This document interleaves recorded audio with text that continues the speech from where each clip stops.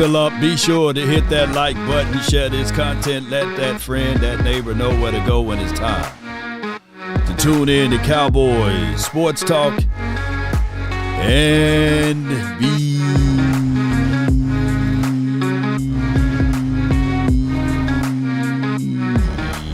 beyond. That's including the ice wall, baby. Mama said there'll be days literally just like this. Come on with it. Should I say I am? Cowboys dealing with unknown. Or it's the known known. Come on with it.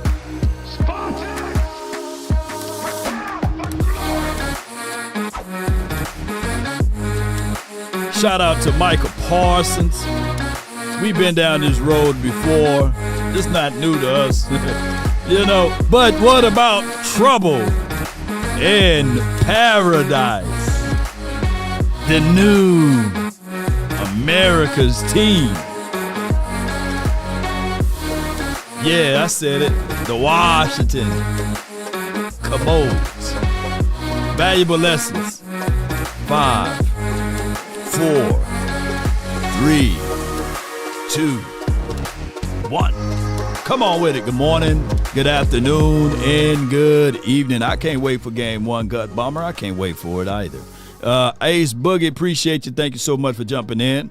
If this your first time ever, be sure to hit the like, share this content, subscribe to the nation, and just sit back and enjoy yourself. Shout out to you, Ace Boogie, Steven, appreciate you, JP, Dub, appreciate you, Lily, as well as Jeremy, Betts, appreciate you. Who else we got in the building? Appreciate y'all. Gary, shout out to you. Pablo, I see you, fam. Turk, what's good with you? You and you. No new America's team. That's what they say they are. The Washington team said that they are the new America's team, right? And, maybe South America. I don't know. North America, South America, or, the Washington America. I don't know. DC stands for Dallas Cowboys, though, And it's just for what it is. It's good to know that everybody, according to reports, will show up 100% to training camp. Now, we do have reservations on Micah Parsons, but Parsons is already stating that he's not frustrated. He's not upset. He's not concerned about this and that, because we've seen the Cowboys do this over and over and over again. Wait till the last minute to grab the pen to sign said contract for said player. Now, granted, I wish, my turn. Hush, Skip. We'll talk about Joy later. But what I wish that the Cowboys, for once, can they just go ahead and pay players early. Now, granted, temperaments, attitude, the way we approach things, all plays a role, because this could be very much so toxic. But Parsons, I don't think that he liked playing football. That brother loved playing football, and it's good to know that he will be here in the building.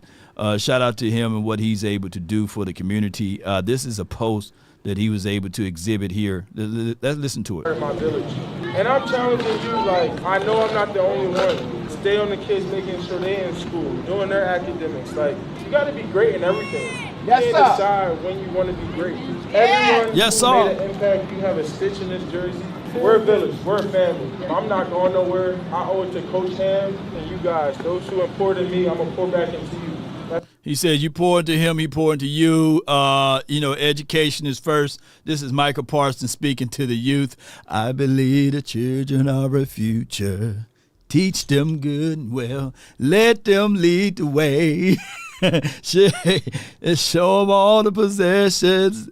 Come on with it, y'all. Unlucky. Y'all help me sing the song. But Sean, Big Sarge, appreciate you, man. Commander saying that they are the new America's team is the most perfect time for the year. You must be out of your god doggone mind. Yeah.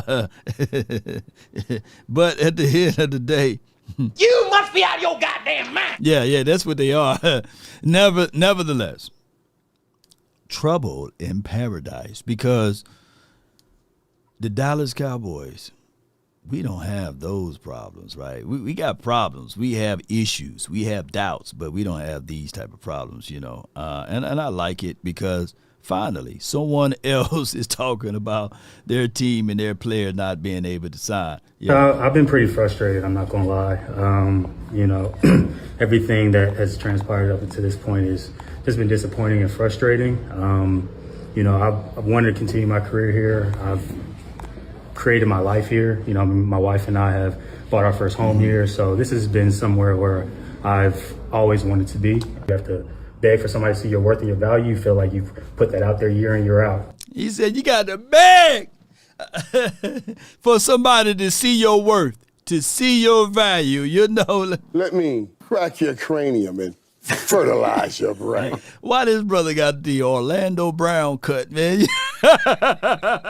What's going on? That boy got the bowl cut over this mug.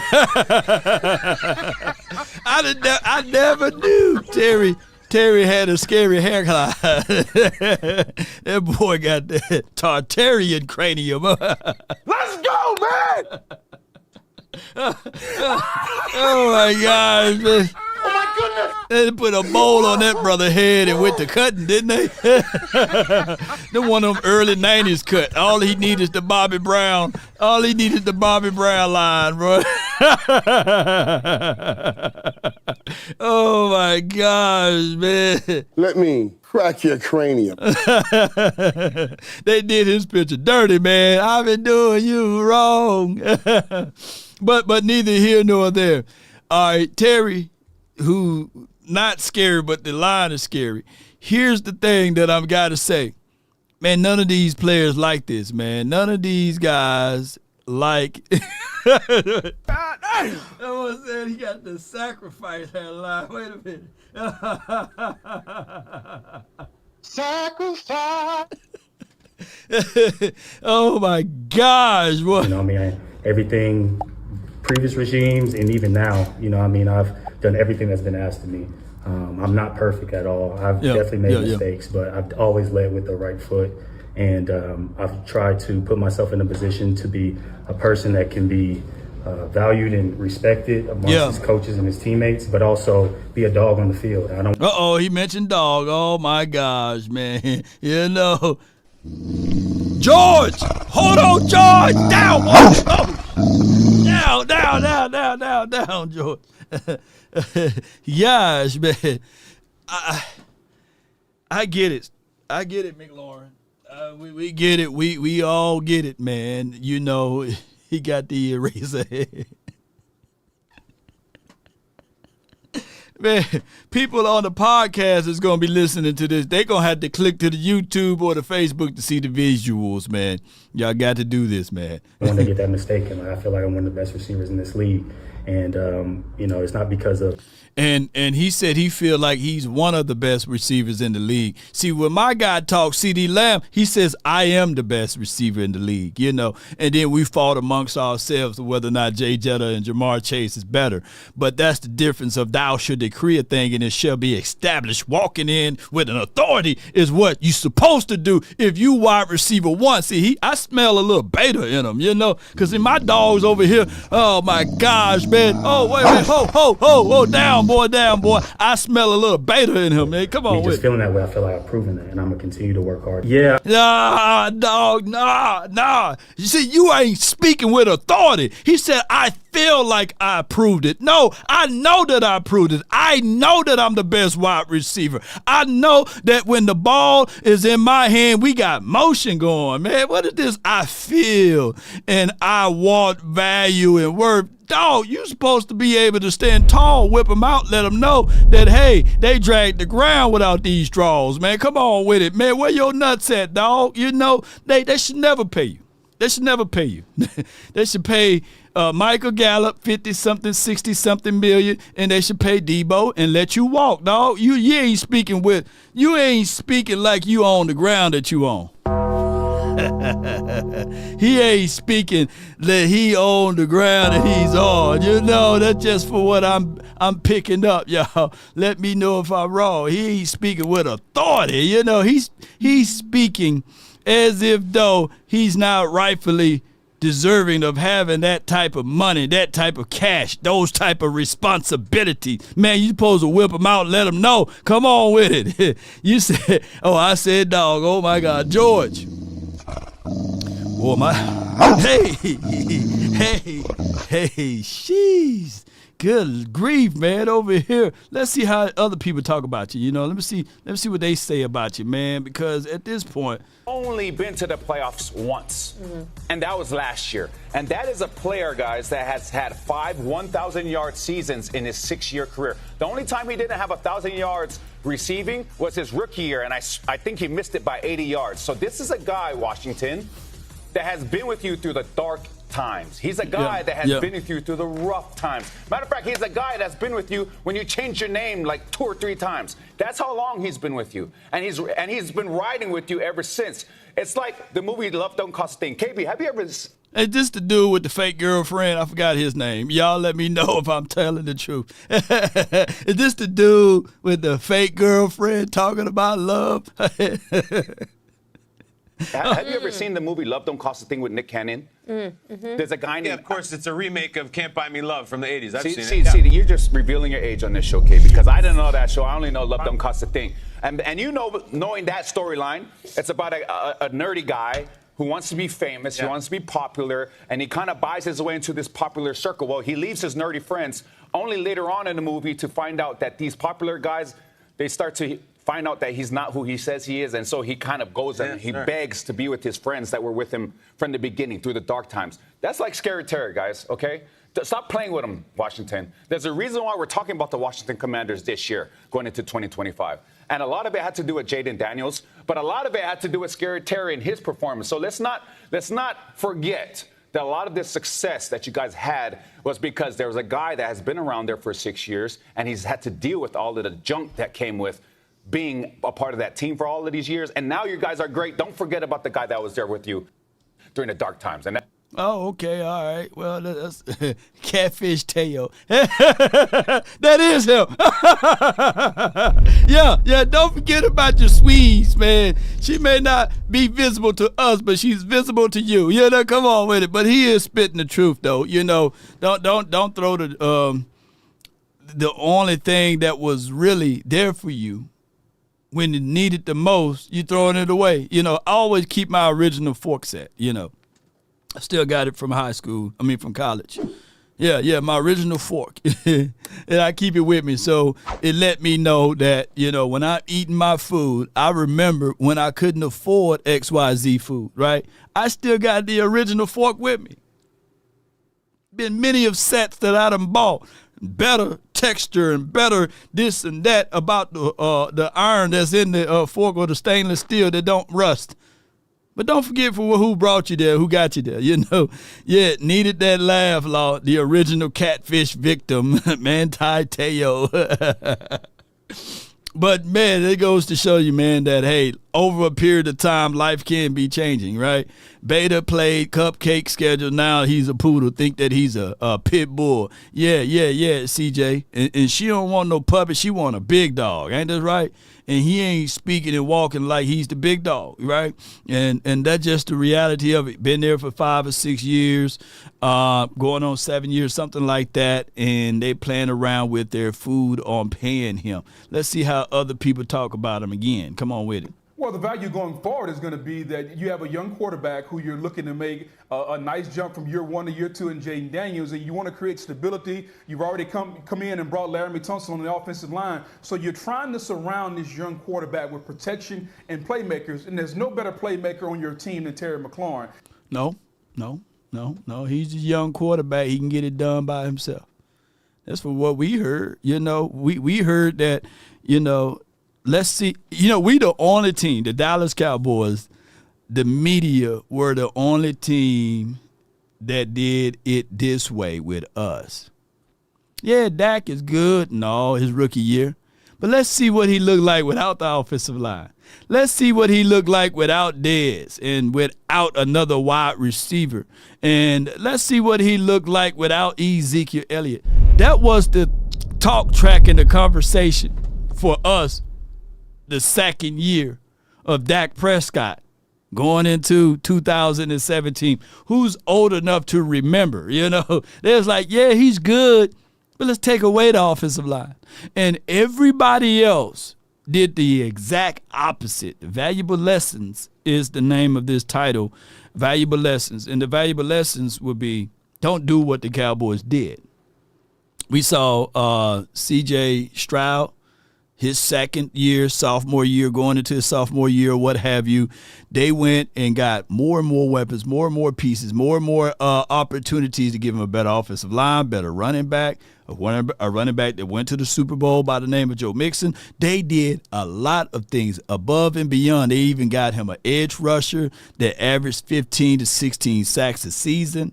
And, of course, he made it back to the postseason, right? And we can argue whether or not he had a sophomore slump, but things were put in position for him to win. They didn't take away is what I'm getting at. Law, do you have any more truth to that? Yeah, Joe Burrows going into his second season. They gave him Jamar Chase. They gave him more and more weapons. And, of course, he was coming off of an injury. And they went all the way to the Super Bowl. And they're still adding pieces. Now, they get to have the excuses of having a porous offensive line. But give me those problems because 16 rushing touchdowns, I believe, that Joe Mixon had with the Cincinnati. Of course, or 13 to 16 touchdowns, something like that, over 1,300 yards rushing. I mean, you talking about being blessed with Jamar Chase and T. Higgins. I mean, you can close your eyes and throw the ball where you think that they should be at, and they should be able to catch the ball. Law, do you have any more truths on what you should do to a young quarterback and surrounding them with pieces? Yeah, Jalen Hurts. Yeah, with Jalen Hurts, they done added more and more pieces. A.J. Brown, they drafted Smitty. They added pieces, even though they didn't have a Saquon Barkley on the first few years. But they made sure that they went and got people that knew how to run the ball, right? And they made sure they re-solidified the offensive line. They beefed up the defense, and they cut off old strings that's not really going to move the weight for you. That is how you're supposed to build a team. Now, granted, moving into the second year of Jaden Daniels, who's considered one of the best quarterbacks God made now. You know, they got him top 5 quarterback already in the National Football League based off of his last year merits, right? When people didn't have tape on him, they didn't understand who Washington's were, what their game plan is, and all of this stuff. Cupcake schedule, third rank or third place or last place schedule last season, however you want to look at it. Strength of schedule was to be damned. Didn't really play any strong or strengthy teams, and it was just all mixed around. So now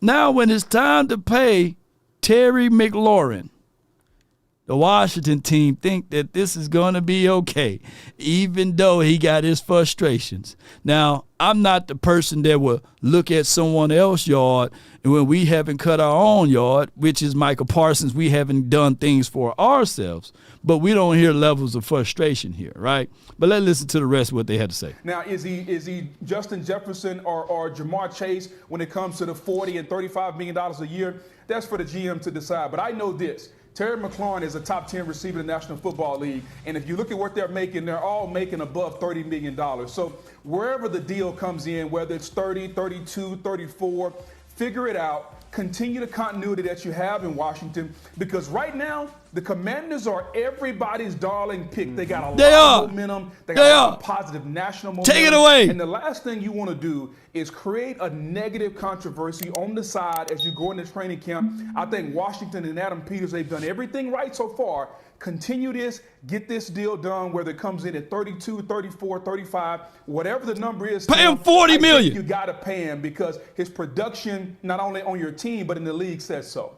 Pay him $40 million. Pay him what CeeDee Lamb is getting. Yeah. Pay him what Lamb. Pay him more than Lamb. Pay him more than Jamar Chase, you know. But what really hurts them is Garrett Wilson got paid just the other day, right? And who's a better wide receiver, Garrett Wilson, Terry McLaurin? Y'all do y'all math on that. Shout out to the Ohio State. You know, it seems like Ohio State got a lot of good wide receivers, though. By the way, you know, Jay Lombardi, and y'all see how, you know, all of this stuff is being portrayed by the 4-letter, the 3-letter network. You know, I'm not hearing no jabs at this particular person. And whatever happened to he's been selfish? Whatever happened to, hey man, you know, yeah, I get it, but you got to take one for the team. What happened to the people that said, hey man, you know, he's good, but he only got one playoff. You know, he only been to the playoff once, even though they won a few playoff games. But where are those people at? You know, Washington is overrated. They are 11-1 versus sub 500 teams, and 1-4 versus plus 500 teams. They got a harder schedule this year. Let's get it. Oh yeah, and the element of surprise is over with. People looking at tape now. They've been looking at that tape all this offseason, and they're saying, oh, hey, ooh, I see tendencies. Oh, put a placeholder there. Come on with it. You know, that's what they're doing. And if you think I'm lying, shoot, think it will be around Garrett Wilson's deal. Yeah, just to be VA boys, just to be fair, yeah. I think, what did Brandon Ayuk get paid? Right, whatever Brandon Ayuk got paid and Garrett Wilson, I think you got to teeter that number somewhere in between that.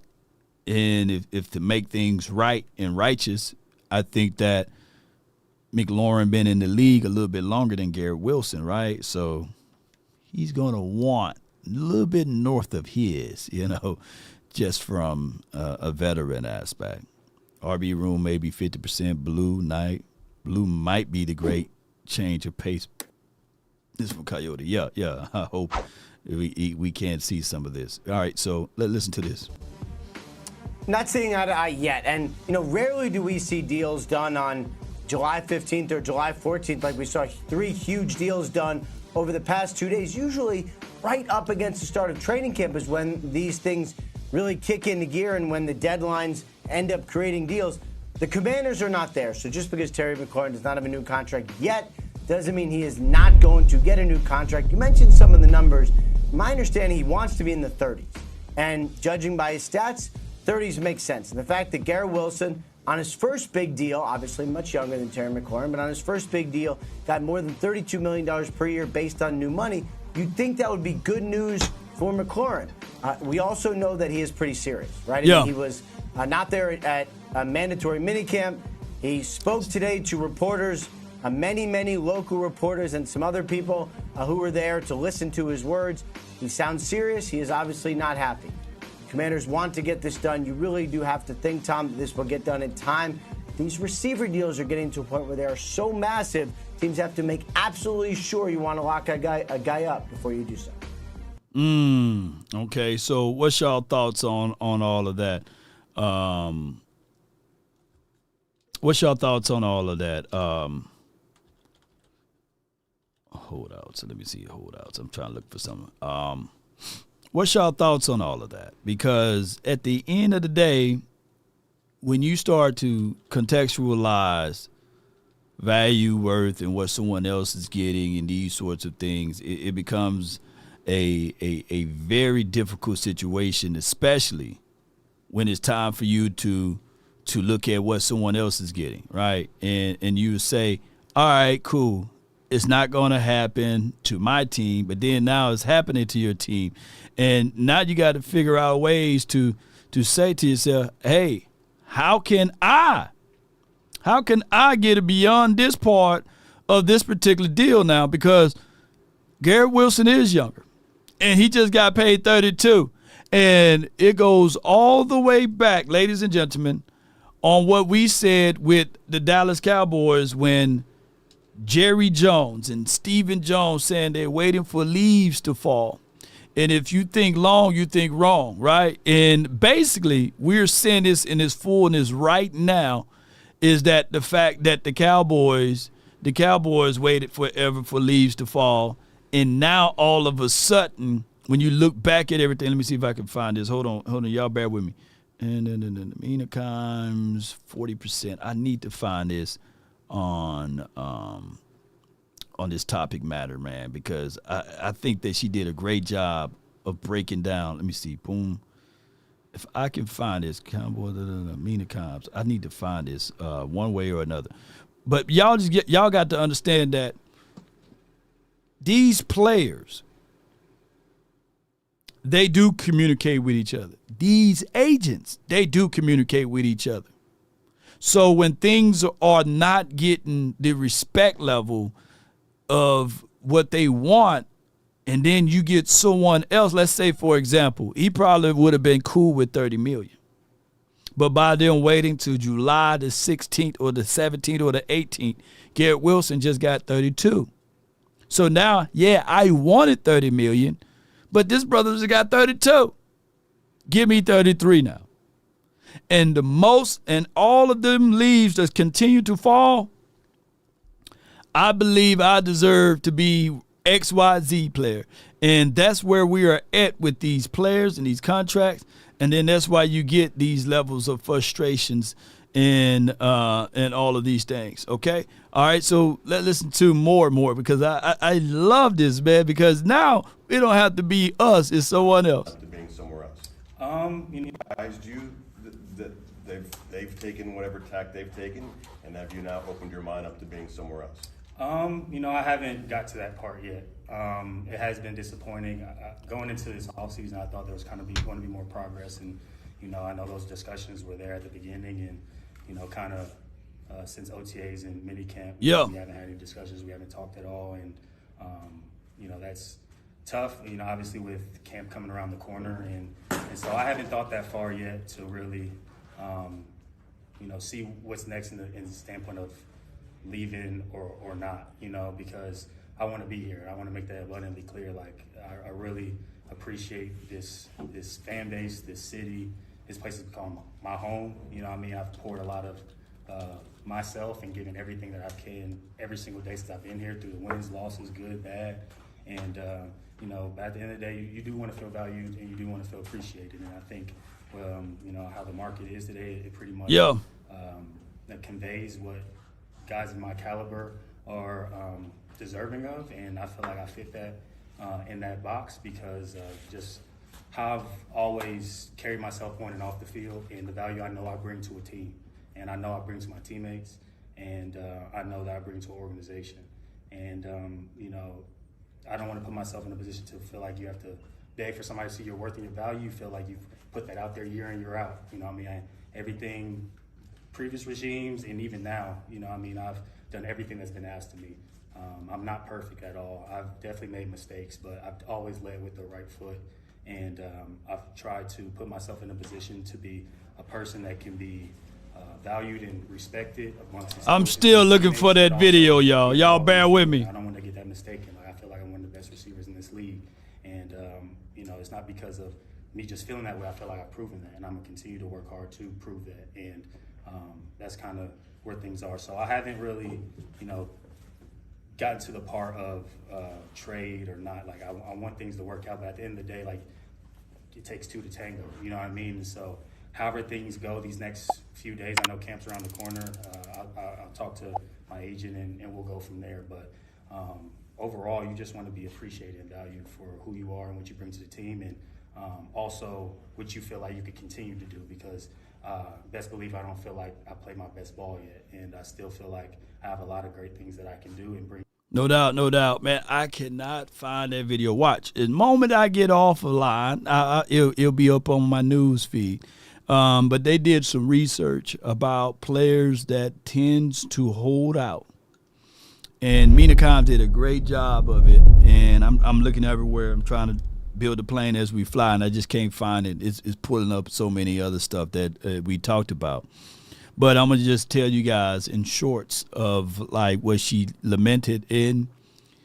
she states that, you know, when you are a player in a National Football League, and she did her homework on it, when you hold out, I'm talking about missing training camp and not being on page with your said quarterback, production levels drops damn near 40%. So whatever production level or value that you may have had the previous year, just knock out 40%. And then she gave a whole T-chart and all of these things about players that she did a research on their production level. I just can't find the video because it was like a year and a half ago. And, you know, we do so many videos here. What I'm getting at is that it is very much so difficult to stop and go in the National Football League. It's very rare for a player to skip out on training camp and miss those mental reps and be prepared to play a season, a full grit grind of a season, which entails 17 weeks plus playoff games, which could count for a long time, right? And basically, it is an uphill battle, Cowboy Nation. When we start to talk about this thing, how does this impact the Cowboys to a degree? I hate to give anybody flowers at this moment during the offseason, but I got to give it. The valuable lessons that we can all take a page from a book from would be the damn Philadelphia Eagles. They don't allow noise and news like this fester for long. They either pay their players early or they just go ahead and cut it and just move on from said player or trade player and get something valuable back in return. The valuable lessons that this particular division can learn is from the Eagles on how they handle their prize of choices. Now, could this backfire on the Eagles by them giving Saquon Barkley that big contract, even though he's approaching 30 and all of this stuff? How old is Saquon? Approaching 28, 29. He's getting older, you know. Could that backfire on them? Yeah, you know, or it could work for them. But it's better to be ahead of the curve than behind it. If you're looking at productions, right, and numbers, Smitty supposed to get paid somewhere around what Brandon Ayuk is getting paid, or Garrett Wilson and them boys, right? But by them saying, hey, we value you, we will get in front of it before the market start giving people crazy money, then that's the way you got to handle business. You can't make this personal. And it is one of those things that the Cowboys makes these type of situations personal. Now, Michael Parsons, could he be the outlier for this? I don't know. To a degree, even Dak Prescott, y'all got to understand, and this is not me giving excuses for his lack of production last year, but I'm quite sure even Dak Prescott having that big black cloud over your head of saying, hey, will you be here? Will you not be here? Do they value you? Do they not value you? Do they respect you? Do they not respect you? Hey, is the coach will be here? Will the coach? That stuff weighs heavy on the head, you know, of whether or not you're going to have a job or whether or not you're not going to have a job. And it's not the amount of money. It's about security, right? If I got Jay Lombardi here and VA Boys and Jay Lombardi that's in the chat, I pay him every 2 weeks, but I go to my guy VA Boys and say, hey, man, you're doing an unbelievable job. I got you. Matter of fact, I'm going to pay you double for what Jay Lombardi is getting. But what I'm going to do is pay you every 4 weeks. You know, I got to do that because of how the money is lying. Jay Lombardi going to be like every 2 weeks happy, right? He can make things move and shake. But VA boys kind of sweating a little bit, like when that third week hit. VA boy like, damn, even though I'm getting paid double, man, I don't know if I'm going to get. And then on the day you supposed to get paid, I'm saying, VA boy, hey, man, can you wait another 2 weeks? I just need to see if if I can pay Drew P, man, that's in the chat, I just need to see if I can pay him a little bit more. And since you gonna have to be the sacrifice, I got to pay you every 8 weeks now, man. But it's gonna be more. It's gonna be more than Jay Lombardi payment. But trust me, I got you. Hey, VA boy is gonna be like, man, you know what? F this job, man. I'd rather have a job to pay me every week or every 2 weeks, man. F this, man. I'm gonna go ahead and hold out until you get your stuff together, you know. But Dak Prescott was the type of guy. Look, man, you say you got me, right? I'm gonna go out there anyway and show you guys that I'm a real good sportsman. But no, that shouldn't work that way. Pay me, man. You know, don't be giving me promise to pays. I may not live 2 weeks from here, you know. Yeah, Jay Lombardi says, I'm broke. I ain't got no money. Yeah, that ain't gonna work, bro. You know, and that is how Jerry and them handle these businesses, man. Hey, we're gonna wait to training camp. We're not finna talk to your agent right now. I don't even know your agent's name. But matter of fact, call that agent that's for George Pickens. Oops, I said George Pickens. Hey, Jerry, you sure about that? That's the same agent that Michael Parsons. Whoa, down, George. Hey, that's the same agent Michael Parsons got. Well, I know his name. I got to get Pickens over here. This is where we hold them. Yeah. This is where we fight. Yes, indeed. Shout out to you, Jameson Taylor. Appreciate you, Coyote. Yeah, Dak should have went up to the contract issue every time, but they say he's all about the money. Yeah, I mean, if Dak was about the money, he literally had the Cowboys by the gonads. Last year, if the Cowboys were about that life, really, Parsons, Lamb, and Dak, them three right there, they could have literally held the Joneses by the gonads.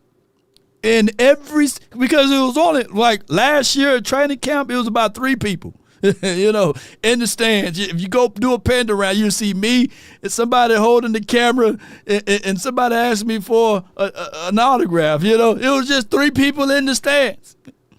And Jerry Jones and Stephen Jones, if them 3 were on the same page, I'm talking about Lamb, Parsons, and Dak, they could have just said, they could have just squeezed them. You know what I'm saying? They could have squeezed them because it would have been situations whereas they would have folded real quickly. We wouldn't have had to wait for the first day of training camp. First day of the NFL game for the Cleveland Browns versus the Cowboys to hear that acknowledgement, you know, because they would have been like, because there wasn't nobody to go out there to training camp to see anyway. Yeah.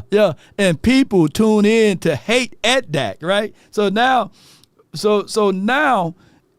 if you take Dak out the equation, you got nobody to hate. You got no more excuses to hate on, you know. And that's just for what it is. But I think and Dak Prescott, he's the one that showed up to work. You're like, hey, you doing this, Lamb? Michael Parsons, you doing this? Yeah. And then guess who showed up at the door? Michael Parsons, guess who showed up at the door? Yeah, Dak Prescott is present. I guess we all 3 got to go there now. You know, Lamb was like, man, that's bullshit, man. I ain't coming, you know. Yeah, so it's just how it goes from there. And that's just how it is completely. Let me see. Smoke 1 for you says he got you. Let's see. Let's see if this was the actual video. I'm the voice inside your head. And while you're typically athletic. Yeah, right now, commercial though. Rick, you're pathetic. Hold on. Shank. Let me just pause it while we're on the commercial right here. Let it run through. Let me see if this is the episode that I need to talk about. Awaiting a new deal, and Dallas has a couple people to pay at this point, including Micah Parsons. He's not at OTAs either, and of course Dak Prescott. He is there, but back to CD. Let's see if Dak this Prescott one Smoke was asked about Lamb's absence yesterday. Here's what he said. In a sense, it's okay that he's not here. That's a big time player, and he's training. We know what he's doing. We know that he's fine. I've thrown with him a couple of times. I think last time he asked me, I said no, and he's ready to go. He looks like CeeDee Lamb. So the fact these young guys can get in here, they can hear everything, they can communicate, they can understand what I want on routes will be big, and we're going to need some of those guys. Last season, no player accounted for a higher percentage of his team's receptions than CeeDee Lamb. Other than Lamb, the Cowboys only have one other wide receiver on their roster who has at least 20. Pause it right there. Let me go back to you, lady. Let me go back to you. And we're going to have to screen grab this one. Hold on. Screen grab this one. Yeah, hold on. Let me do it better. Hold on. Get out the way. Hold on. Y'all bear with me. This episode is brought to you by Smoke One for you. Shoot. All right, so he sent me this. I don't know if this is the exact one, but we'll play it all the way through, ladies and gentlemen. All right, appreciate everybody. 25 receptions in their career. That player is Brandon Cooks, who will turn 31 years old in September. Todd Archer did tell us yesterday that Brandon Cooks looked really good. But, Mike, how do you see this playing out with CeeDee, Dak Prescott, Micah Parsons? They're all looking to get paid in Dallas. Before he go, did the expectations change? You know, it didn't change for us. No, the expectation for us to win the Super Bowl was still on the table. You know, hey, look, let me show you. Let me pull this up right quick. Yeah. Don't y'all love freestyle shows, man, even during the offseason? All right, Cowboys wide receiver career receptions. Brandon Cooks, CeeDee Lamb was holding out. Jalen Tolbert at that time only caught 24 more passes in the National Football League than Rico, J. Lombardi, and as well as my girl, you got us, the poet. He only caught 24 more passes than you in the National Football League. And Cavante Turpin, with 13 catches in the National Football League, he only caught 13 more passes than Rico, Judo Redemption, Jay Lombardi, Smoke One for you, appreciate you. And Jalen Brooks, he only caught 6 more passes than you, Rico. He only caught 6 more passes than you, VA boys. And then last season, going into this particular moment where we are at now, Ryan Flanoy, we all had caught the same amount of passes in the National Football League. Ain't this right, T-Jack? Yeah. Me and Ryan Flanoy, we caught the same amount of passes in the National Football League at 0. And the expectations were still, we got to win the Super Bowl. We got to win the Super Bowl. And Dak, you got all of these weapons. Keep in mind, Brandon Cook got hurt, so he had a bad knees. He had the Patrick Ewing knees. And CeeDee Lamb was holding out. So we rolled out of 2024. I'm trying to do it this way. Matter of fact, let me just cut it this way. We rolled out with these amount of guys, dog. This was our team last year. Jalen Tolbert, Cavante Turpin, Jalen Brooks, and Ryan Flanoy. These were our wide receivers going into training camp last season. Jalen Tolbert, let me say this way in the back for somebody. Jalen Tolbert, Cavante Turpin, Jalen Brooks, and Ryan Flanoy. That was our wide receiver lineup. Week 1 of training camp. Let me say this, not even a James Washington, you know. And then don't let me put these numbers side by side. What Dak delusional at? Hey, we just want the quarterback to do his job. Ain't this right, Dak delusional? So let me say this one more time. The team with the most revenue, the most money that God can allow to be printed out for any sports team outside, I believe, some soccer team. And I think that we just passed them up. A team with all of the resources, with all of the money. This is who we had out there week 1 of Oxnard. Let me say this one more time. Jalen Tolbert, Cavante Turpin, Jalen Brooks, Ryan Flanoy. Yoda, you see what I'm saying?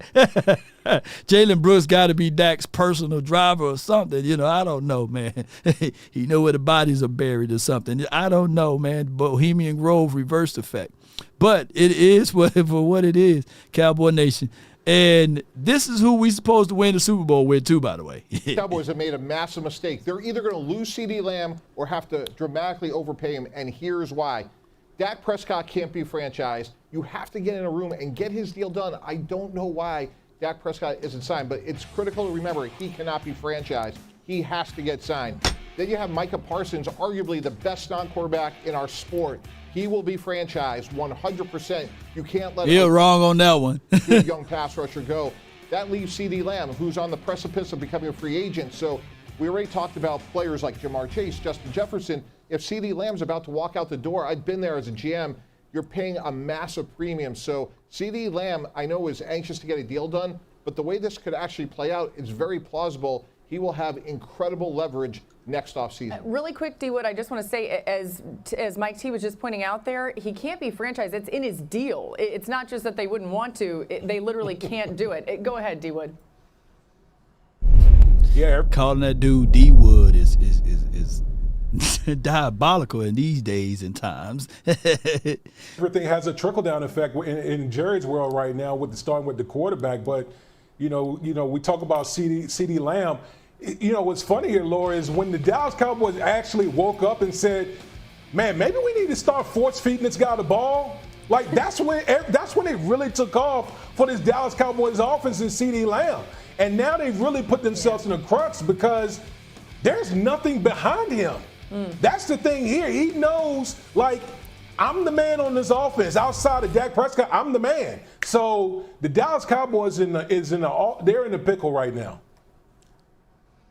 Yeah, what you guys have alluded to, the fact that they've let these things drag on to the point where their star players now have all this leverage and other deals are getting signed and the dollar price tags are only going up. To me, that's by far the worst mistake the Cowboys have made this offseason, much more so than not signing free agents. I know that's been frustrating for Cowboys. For those who just not tuning in, this was last season, but I'm just using this, shout out to Smoke One for you, as a reference for this season on what a difference a year make. Come on with it. Fans, this to me is much more of an unforced error.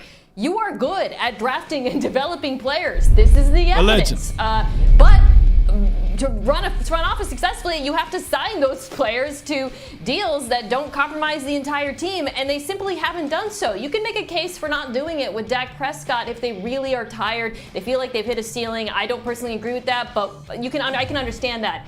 I do not see a case for not getting a deal done by now with CeeDee Lamb. It makes no sense. He was on my first team All-Pro list. You guys have talked about the lack of depth behind him. There is no logic to this, and if I was a Cowboys fan, I would be very, very nervous about it.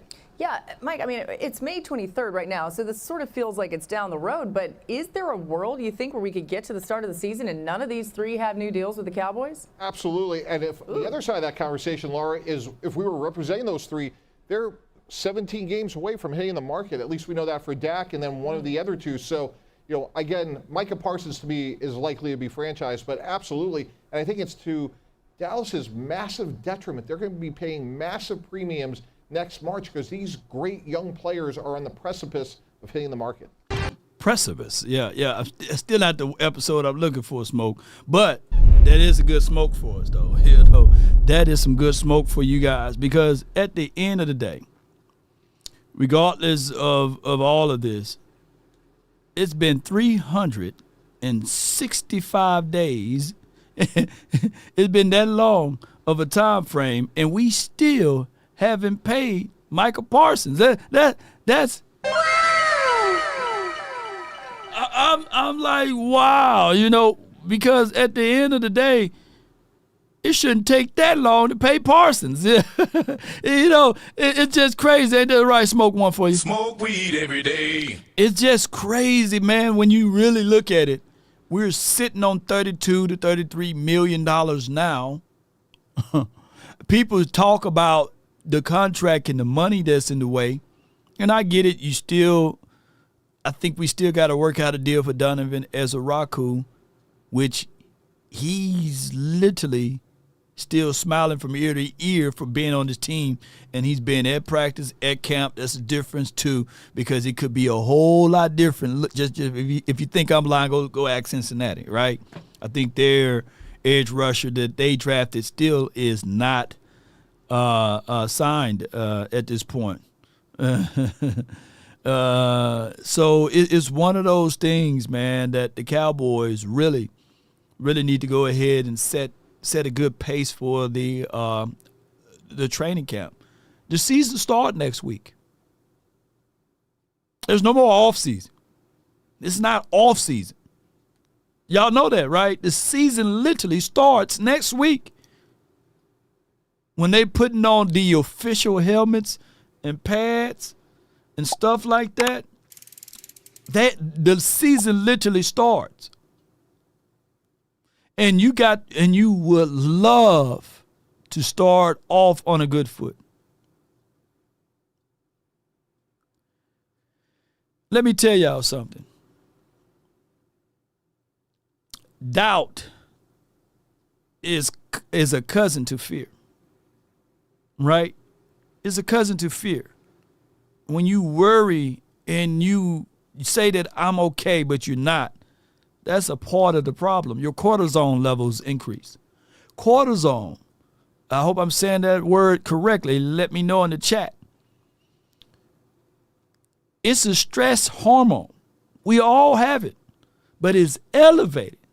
And when you are operating with that cortisone level in your system, the smallest atoms in your body don't do their job of when you're going through a physical regimen, right? Meaning that from the smallest parts of your mindset and body have a higher chance of injuries. That's why you see some of the time, not saying all of the time, some of the times, that some of these players, when they hold out or if they don't go through training camp, and if you see that they are under distress, that somehow they get soft tissue issues, right? They get some type of illness, some type of setback, because they stressed out. Their pride is on the line. Like, everybody got a little pride. You know, some people say, hey, don't have it. But everybody, look, I'm being 1 million with y'all. Matter of fact, I'm being 1 trillion with y'all. I'm being 1 trillion with y'all. You can't sit back with a straight face and say, man, I'm not a jealous person. I'm not a jealous person. Oh, I'm not jealous of this person. I'm not jealous of this thing. I'm not jealous. If God got it for me, God got it for me. Yeah. All of these people are not being real and authentic with themselves. Everybody got a little jealousy in them. Everybody.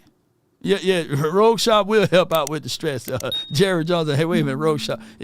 Yeah. Everybody got a little jealousy in them. Law, you think I'm lying? Yeah. Law, you lie. No, I'm not. Even God is a jealous God. You start worshiping something else. You start worshiping this cup. Man, watch how he strike you down. Oh, yeah, he jealous. So if God is jealous, what you think humans are? You know what I'm saying? We got that jealousy emotions in us.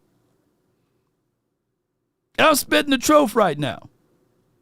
Yeah, I want something. It ain't fun if the homie can't have none, you know. And y'all know I'm telling the truth.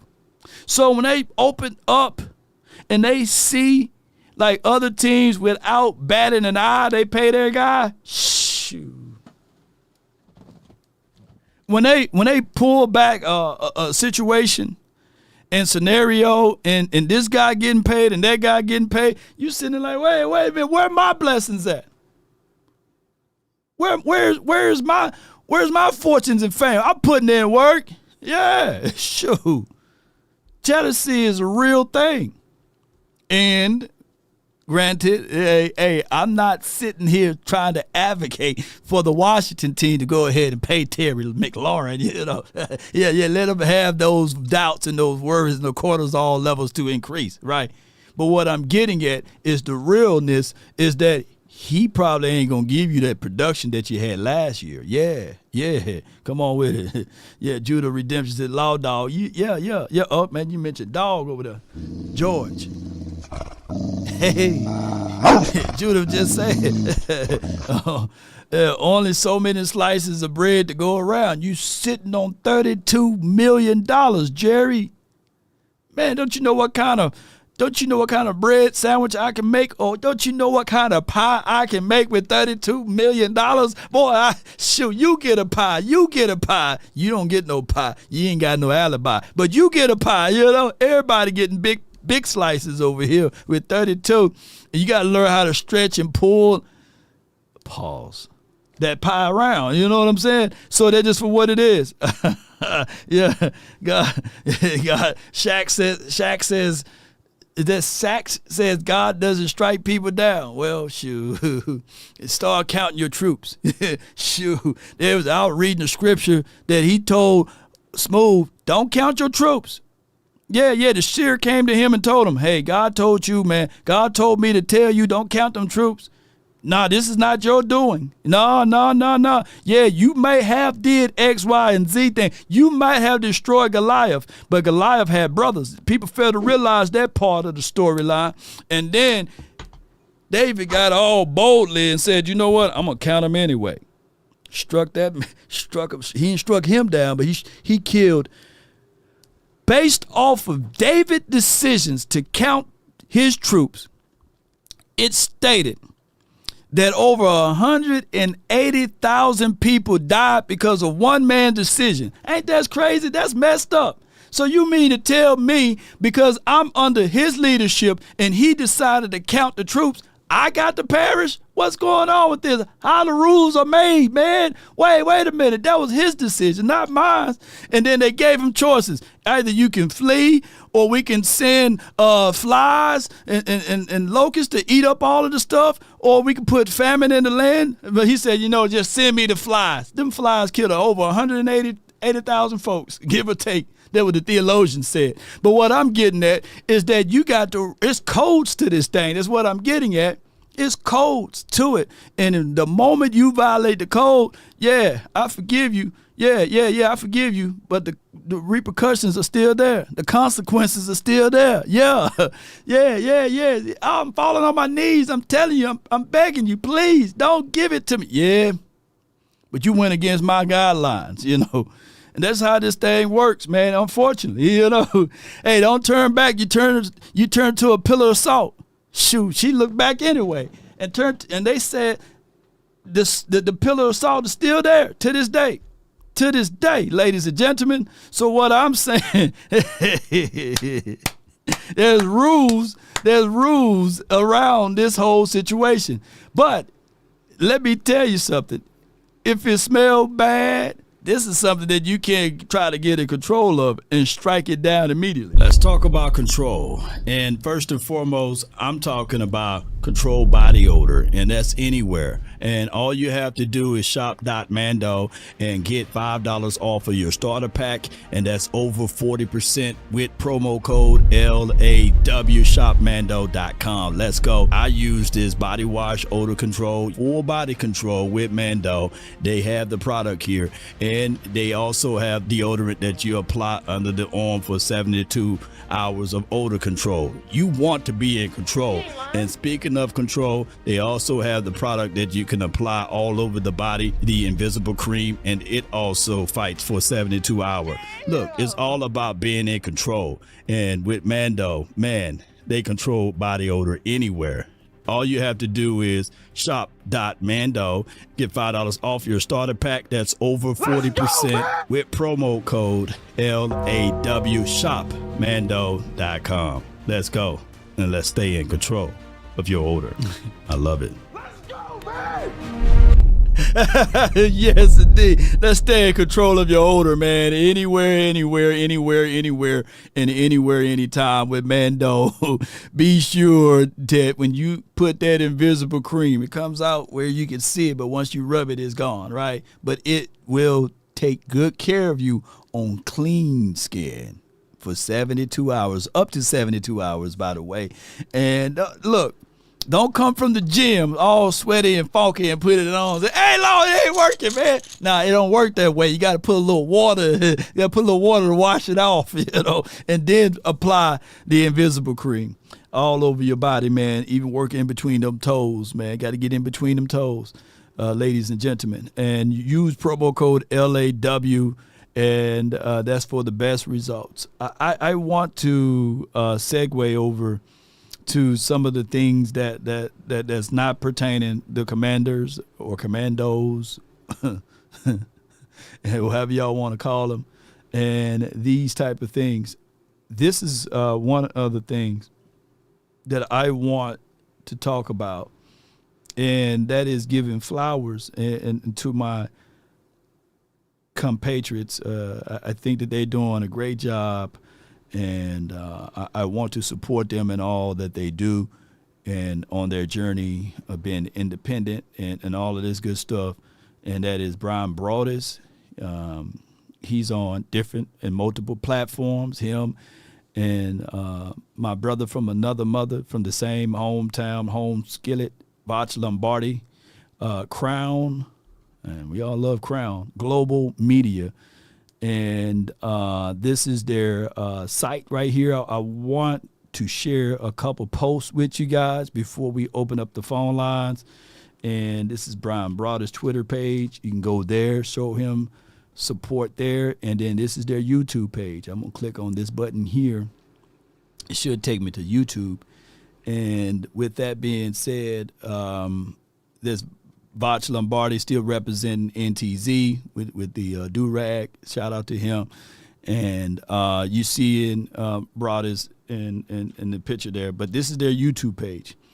And let me see if I can play this. I don't know if I can. Here you go. Hi, everybody. Brian Broaddus here. I'm in the Crown Global Media Studios. Super excited about how things are coming together for us here with our studios. Super excited to be out at training camp with Botch Lombardi coming up here on July 21st. Looking forward to having daily reports for you there, and then bringing things back to our studio, which should be open around the 1st of September. So keep your fingers crossed, all things going in that direction. We've got a lot of things planned for you. We've got our website. We've got the YouTube page like we're on right now. I wanted this to be the first post on that, but we've also got some other things planned, some really, really big things that I think as a consumer of the Dallas Cowboys and the NFL that you're really going to enjoy. So make sure you kind of follow along with us. We got our Twitter page up. Like I said, we got the website and we got the YouTube page as well. So any kind of support always helps us along. So make sure you check us out. Thank you for everything. Yes, indeed. So if you guys can do a huge favor, they got 530 subscribers. Be sure to get them up to 1,000 at least and subscribe. I guarantee you will have some great content from them. In Oxnard, we will see whether or not we can have the Crown Global Media times Law Nation Media on some stuff, and maybe I get the Hennessy, Crown Hennessy Media.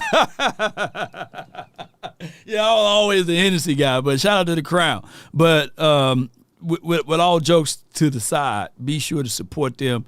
I think that's going to be a real good look for the community and beyond of seeing people move and operate independent of themselves, and as well as combining forces between Vach and as well as Brian Broaddus, man. I think that they killing it and they are the go-to sources on film production and inside information and all of that good stuff. So I wanted to give them their flowers while we can, Cowboy Nation. Speaking of flowers, what we're gonna do is open up the phone lines. I want to get your thoughts on everything. Oh, I forgot to mention this, and I'll be remiss not to. The Marvion Overshown was ranked 8th amongst all linebackers last season, and some as high as 4th. There's something special about the kid. I can't really put a finger to it. He played 13 games last season. He wore number 13. He had got re-injured. Maybe that could have been the situation. That number, 13, it's just a crazy number for us. Hopefully he got his original number now, Agent 0. And I just want him to excel and continue to do his thing. But being ranked 8th amongst all linebackers If somebody can do a quick research scan, we haven't been ranked this high in linebacker play since that 1 year in 2018 when we had Jalen Smith and LVE playing lights out. And then before that time frame, we already know with the Sean Lee situation, right? Like Sean Lee, we literally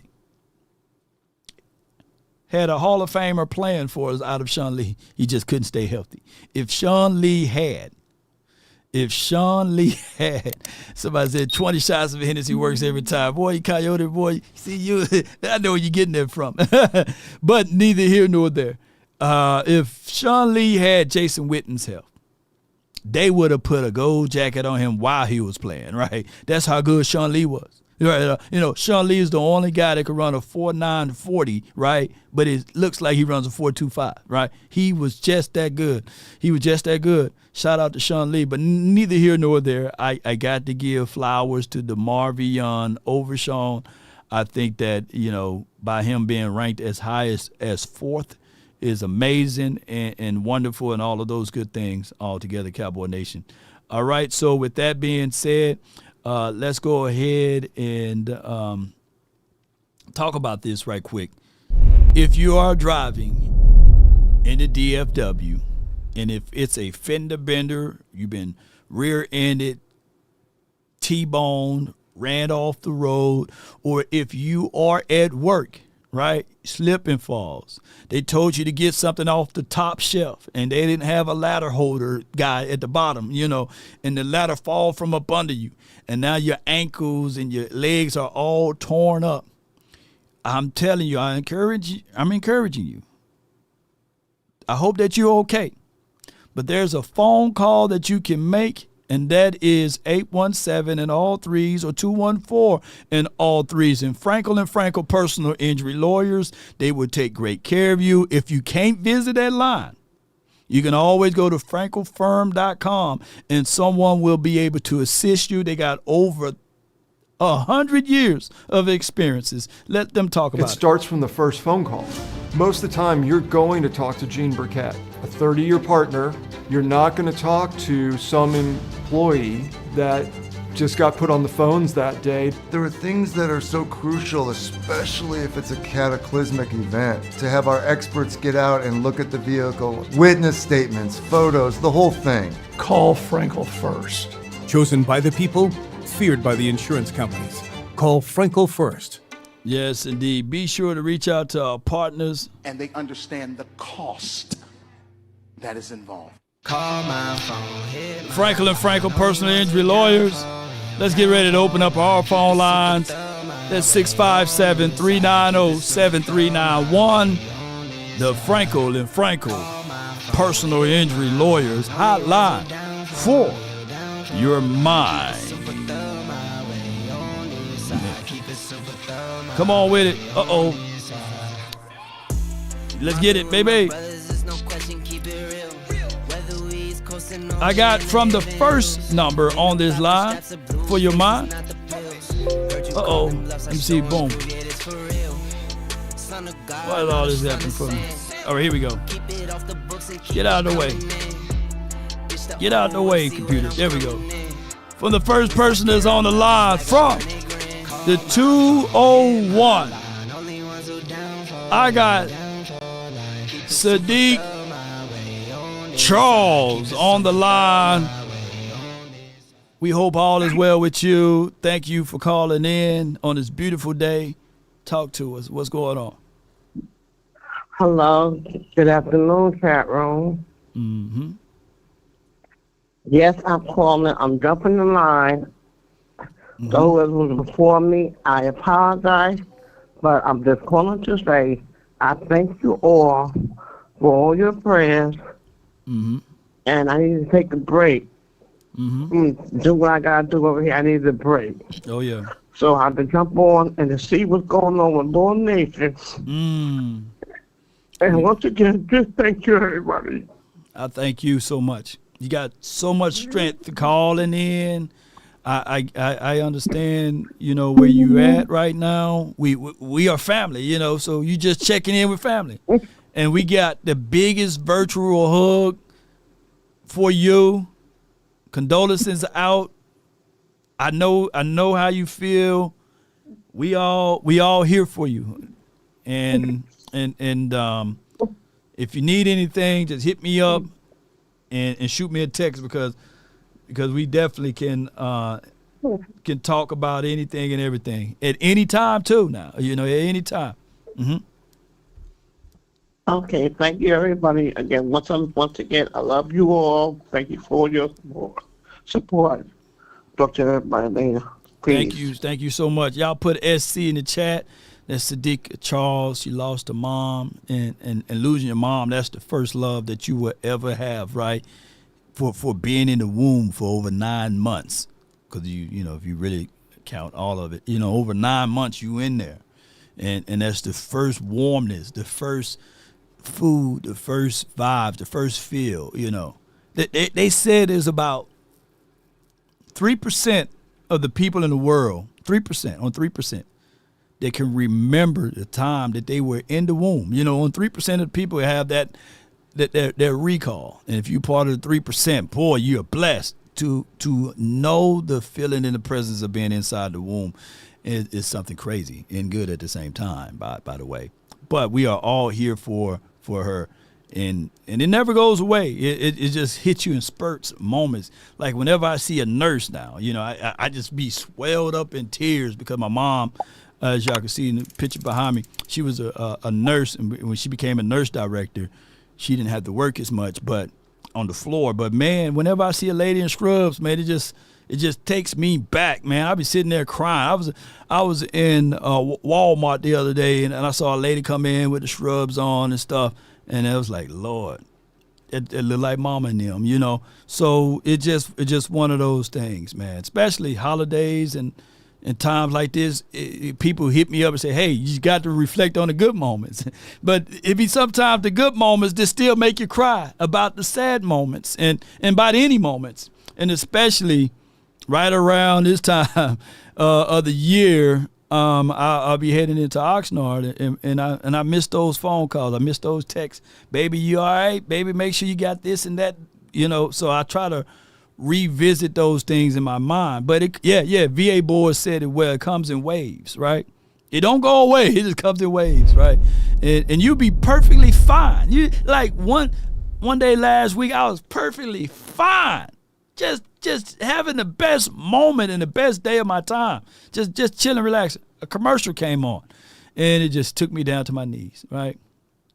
And there's a lot of people that's bottled up with these type of emotions, and they don't ever express it, right? So on this show, I let you vent. I let y'all talk about all of this stuff because, man, we only here for a short time. We ain't here for a long time. I think it was contextualized that we are here for a vapor. And you look at a vapor, boom. Shoot. The next caller from the 757, Mike. You're live on the Nation. Brought to you by RogueShop, man. Talk to me, man. How you doing, Law, man? How you doing, Law? I'm doing great. And condolences to Sadiq. Yeah. Definitely a big loss. Definitely a big loss. Just like you said, first love, man. Everybody love. Well, I ain't gonna say everybody love their mama, but for the majority of people do. Majority of people do. Yeah. But I wanted to get into that. Terry, what's his name? Terry McLaurin. Yeah, Terry McLaurin. Yeah, McLaurin. Yeah. Now I kind of came in because I just got off work, so I kind of came in towards like the end of yours when you was talking about the 30. I didn't even know we had 32 mil, but would that affect us signing your boy Michael Parsons? I'm not too sure that would affect us signing Micah, but here's my thing about Terry McLaurin, because I heard what you said about he made, soft tissue, blah, blah, blah, not coming, prepared and everything. But my thing is this about Terry McLaurin. I feel like he knows this is not going to be his last season in the NFL. Right. So because he's not getting the contract that he wanted, he could play 10 times harder because there's always an interview process when you're out there balling. Yeah. So I just don't want my cornerbacks to be sleeping on this man because this dude is a dog. You know what I'm saying? He is a dog. I don't want no corner sleeping on this dude just because he didn't get his contract yet. Yeah. Because he could come out and he could come out on fire. And he's already down, George. To, George, down. He was talking about Terry. He was not talking about that. You mentioned dog, man. George I'm telling you, my dog jealous over here, man. Whenever you mention a dog, a puppy, or anything, he growling. He got him all mad. But keep going.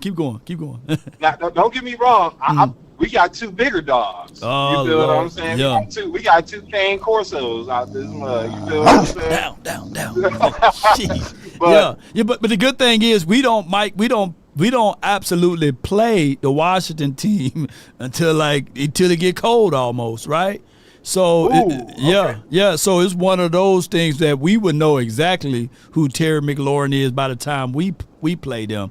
Now, sophomore slumps are real things, right? And Jaden Daniels, they've been putting him on his pedestal, right? So what I'm getting at is don't expect for Terry to be the same Terry if he's holding out and he's disgruntled. And granted, I still respect him. Right. I still respect the guy, especially what he did last season on a 90. It was like an 80-yard throw from Jaden Daniels to Terry. And remember, they thought they were going to win that game, and then Cavante Turpin took it back to the house. But that was a real good ending there. I'm not dismissing Terry McLaurin. I'm just pulling out the absolute fact. But you pulling out facts too, though. Don't sleep on them. Yeah. It's hard to sleep on a guy like Terry, man. I haven't seen his Yeah. Man, that boy, man, that's the boy that you don't get no sleep over right there. Right. And lastly, I don't want no Cowboy hate for this. Okay. What we finna do with this boy Mozzie Smith, man? I'm sick of looking at. I ain't gonna lie to you, bro. I'm done with Mozzie. After two seasons? My boy Solomon, I'm done with it. After two seasons, you throwing the baby out with the bath water? I seen him get pushed back too much, man, and especially on the goal line. I can't even remember who we played. And they was on the goal line, and dude just took him and pushed him. I'm like, dude, you got some strength. I'm like, you lift weights like the rest of them, right? Right. Are you hurt and you're not telling nobody? Because if you're hurt and you're not telling nobody, you ain't that good to just be sitting on the field hurt. I'm like, let Solomon Thomas take that spot. I'd rather have Solomon up in there because I know Solomon gonna get them O-linemen hell at least. Yeah. You know what I'm saying? He gonna be spinning, elbowing these fools in the back of their goddamn helmets and their shoulders, swimming on their. I don't care, man. But I'm over Mozzie. I mean, Solomon is the 3-tech, and Osa is a 3-tech guy. So unless we're gonna be just shooting upfield, getting upfield, and disregarding the run, you still gonna need fits on someone to gobble up those bodies, man. And I think that Jay Toya and Mozzie, I got to at least see them before I throw the baby out with the bath water. I think that literally, I think that the Cowboys, after these 2 weeks of Oxnard, then on the third week they should at least. We got 50 days before we play the Eagles. They should at least pick up the phone and call a veteran guy to bring him in. But it's too soon to tell right now. Oh, and one more thing I was about to say. I'm excited for Dak Prescott this year, man. Oh, okay. I'm so happy they got rid of Cooper Rush. That was the most. That held him back so much. Like, I don't think people understand when you don't got competition for your number one spot. Even though we know he really doesn't have competition still. But I bet you he's looking at Milton like, God damn, this boy could throw that joint. There's more competition than Cooper Rush. Now, here's the thing. Cooper Rush was a precise practice guy, right? Meaning that he practice. I'm trying to be respectful in all thy way, right? Like Cooper Rush never pushed the envelope for for the other wide receivers to showcase their best talent, right? He was a safe practice guy. That Joe Milton, man, we gonna see the very much value of who Jalen Brooks really is, or who's Jalen Monroe Cropper really is, or whoever else is on the back end of the roster, so that they can get a real chance, right? Cooper Rush was a guy that's gonna take a 5 to 10 yard pass in practice. Damn it, we need 30 or 40 yards down the field to see whether or not, this guy can do something. So this is a situation that we need, that Joe Milton, he's not going to be such a quarterback that's worried about making an interception or throwing an invalid pass and these sorts, Right.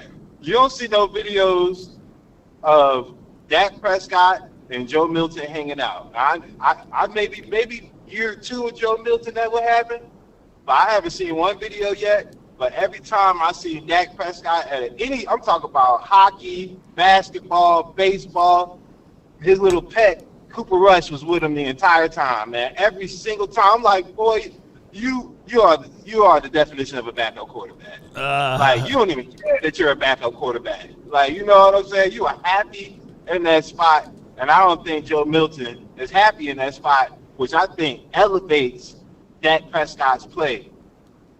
And I'm just excited for Dak this season, because I know this dude's gonna come out letting that thing go out this thing. Like I'm ready, and we're gonna focus on that run. I like that blue guy. I seen a little tape from him. He definitely reminds me of Alvin Kamara coming out the backfield. So I'm like, that's exactly what Dak needs. That's exactly what Dak needs. He just needs a little push, because I don't think. It's definitely not anything in the regular season. I think he just needs that little push for the playoffs, and he'll always in the back of his head, like, I don't want to lose this to this young boy, because he's a young boy, And the same way Dak got his starting position from Romo, it can happen to him, because he's starting to get on that little injury-prone side. They had to tell us, hey, he's able to start training camp over the hamstring. When you start getting reports like that, I start looking at you different. No doubt. I start looking at you as an injury-prone guy. But that's all I got for you, man. That's all I got for you. No doubt, Mike, man. Let me hear you say it before I let you roll. Oh, man, you already know. Go Cowboys, man. Let's get ready for this season, man. We definitely finna step back up this season. I can feel that. I can feel that. No doubt, man. Step back up this season. No doubt, bro. Appreciate you, man. Good yes, call. Sir. Good call from Mike, man. Sanders, man. Not Dion, but not Irvin. Oh my God.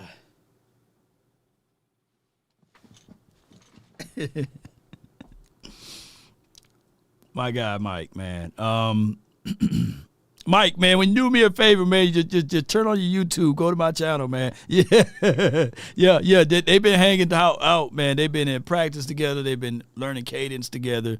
They have. I think it's going to be quarterback Fridays, or it could be quarterback Saturdays that they all going to go hang out together and just review everything every weekly. And on top of that, I think that Joe Milton, he got a lot of flavor to him, man, as it relates to his moxie, his jazz, and all of this good stuff.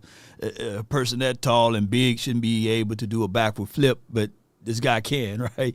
And he do look like CeeDee Lamb right here. So to be fair, you might have seen this and you thought, man, CeeDee Lamb and Dak, man, I never knew CeeDee Lamb was that damn tall, but that is absolutely Joe Milton and Dak Prescott and Will Grier.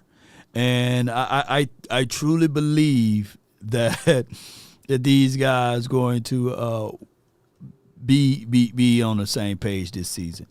Now, Cooper Rush, they did hang out together. Dak, Cooper, and Trey Lance, they did all hung out together. And one of the things that I mentioned to Brian Schottenheimer at the Michael Parsons event is that, hey, I want us to take away all of the negative connotations about culture and his team of not hanging out with each other. And one of the things that he said he will implement is for these groups of guys to hang out with each other. Like O-line going to have their day, D-line going to have their day. And, wide receivers going to have their groups and days and quarterbacks. And then they're going to have one big day on certain days or stuff like that. So they implementing everything that we're trying to do here. Will look like he sells insurance, like he won the insurance group, and they gave him a free pass to go golfing with him. Yeah, that could be something there. And this is what I need for these guys to do. And this goes back to my guy, 100 grand, when he called in last week. He said, yeah, coach of this, coach of that. But the only thing that we require is for these guys to win. If they don't win, it doesn't matter what these guys doing. Tic-tac-toe, playing spades, playing now Uno, which is at the casinos now. Won't be a good thing if you don't win, right? It's a good thing if you win it, but it will not be a good thing if you don't win, right? That's just how that goes. He was the last caller. So with that being said, we can get ready to close out today. I just want to thank everybody, man, for tuning in. If we offended anyone today, charge it to my beard, not my heart. Also, I respect for those who subscribe to my channel and page. I just want you guys to continue to support. This is my website. So far, we have 40 people to sign up for the website, and if we can get at least 100 people, that'll mean the world to me. I know it's the off season. I know y'all got other things that y'all can tune into, but I'm trying to grow this site right here, Law Nation Sports Video Nest. It's right here. I'm going to pin it to the top of the page, and I thank the 40 people that subscribe to this channel. The ratios are a whole lot different from how many subscribers I got on YouTube and as well as Instagram and Facebook. But I would like for you guys to show support. It don't cost you $1 to just go over there, subscribe to the channel, fill out your information, give me your email address and all of that good stuff so we can correspond with you guys when the events happen, so we can correspond with you guys when we go live. And that's our way of working around the YouTube as well as Facebook and Instagram. Not to subtly and denigrate those platforms, but every platform begins with one step. Ice Cold Cowboy says, Uno, nah, I had the reverse card. And that's one of the things that they're going to have to iron out, especially in Vegas. Like, what's the rules, If you have 4 draw foes and I put a skip on it, are you able to skip that one? Or if you got the wild card, how did that work? So many people have different variations of Uno, right? Can you put a reverse on a skip or however that goes? We got to know, man. Gerald Beasley says, Law, how Twin Empire's doing? He's doing great, right? He's doing really great. Yeah. And State Page says he lost his mom in 91, and IU will always feel you. Yeah. State Page, it never goes away. Never goes away, man. Keep prayers out to anyone who lost a loved one. And let's continue to grind to shine. We got a lot of things. Appreciate y'all, man. Thank y'all so much for showing your support.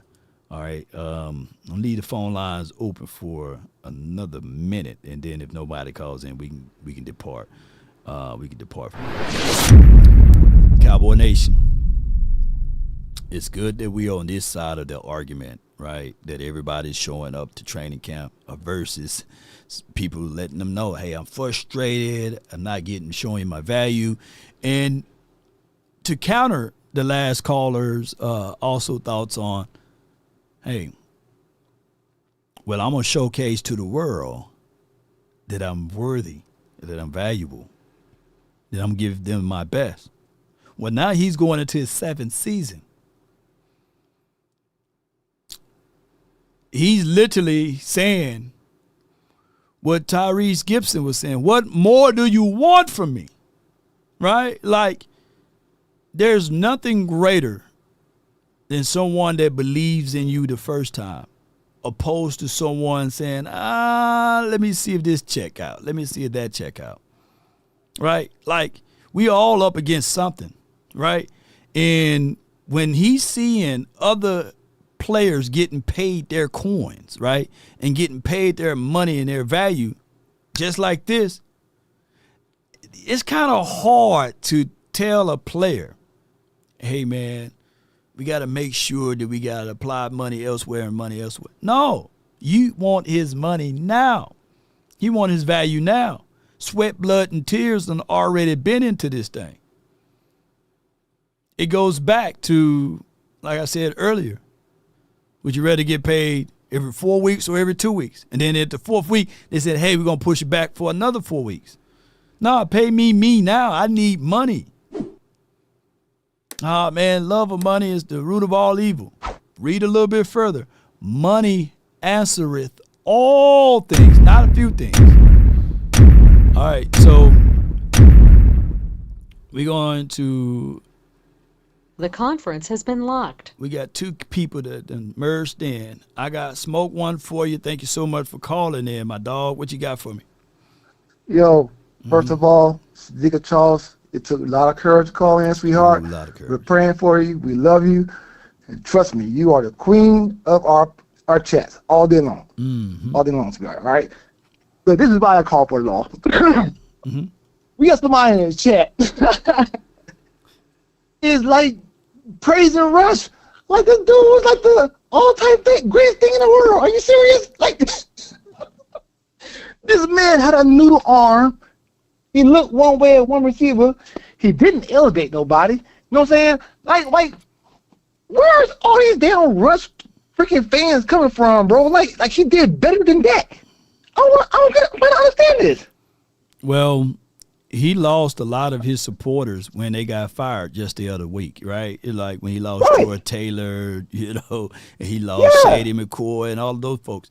Right, like, this is what we need to say.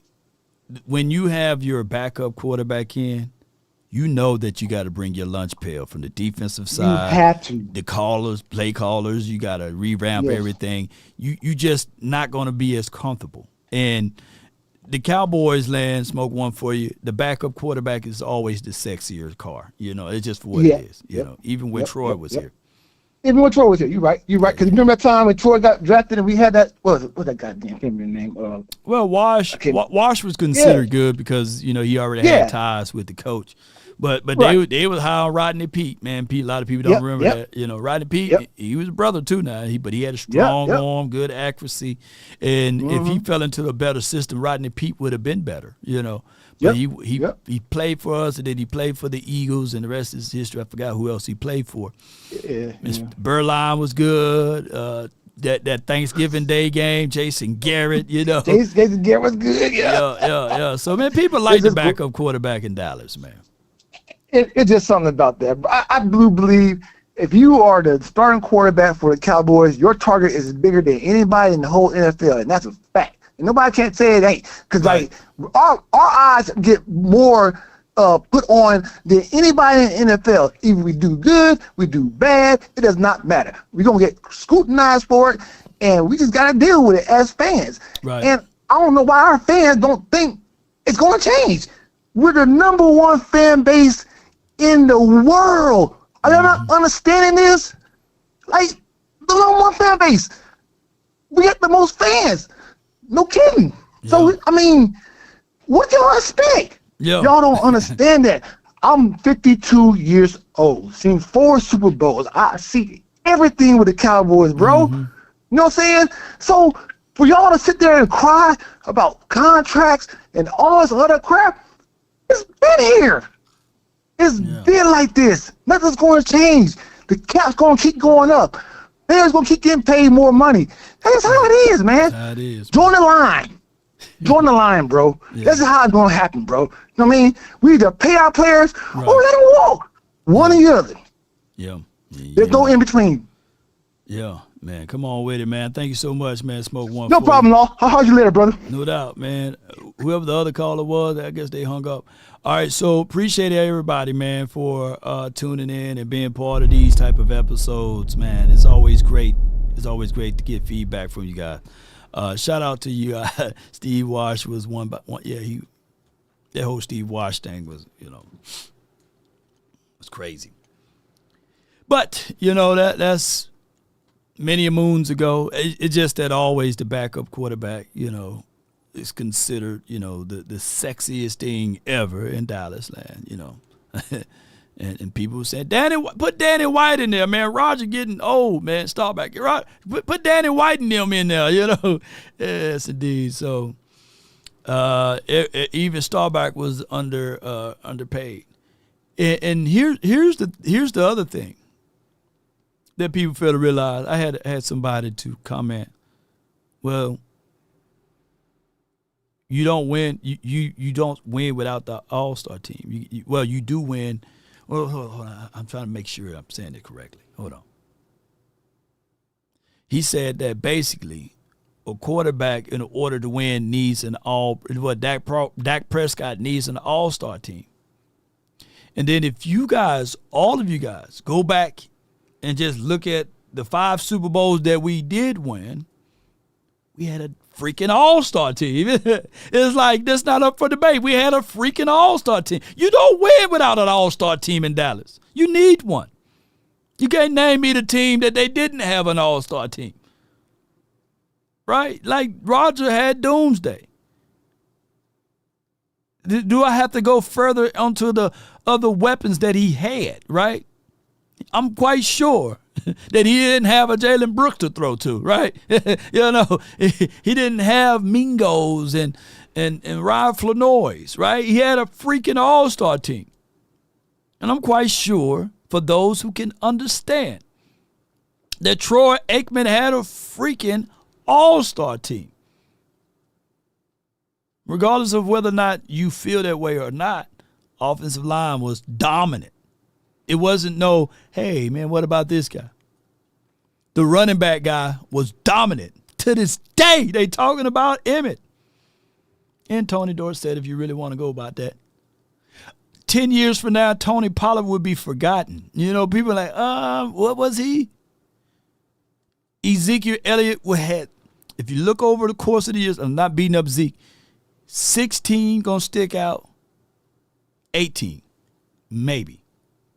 But that's all you remember of Zeke. You don't have years. There's years of Tony Dorsett. There's years, seasons of Emmitt Smith.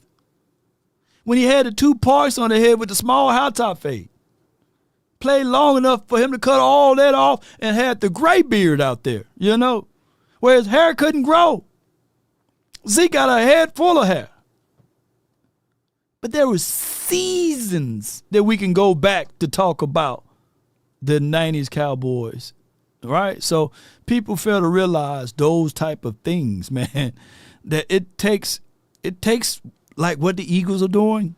It takes that type of movement of going out there making sure that every single level you are checked and you are secure.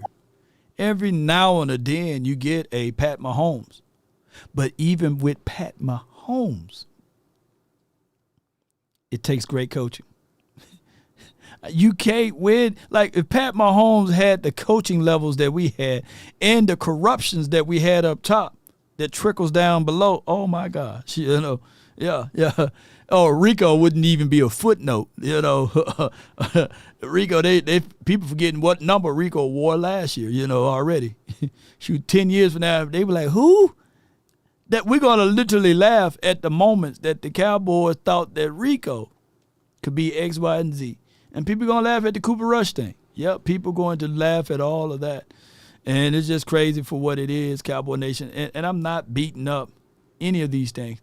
But one of the people talked about Mozzie being traded or what have you. This was a excerpt by DLLS.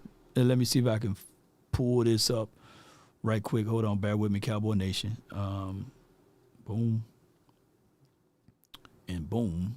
Shakalaka.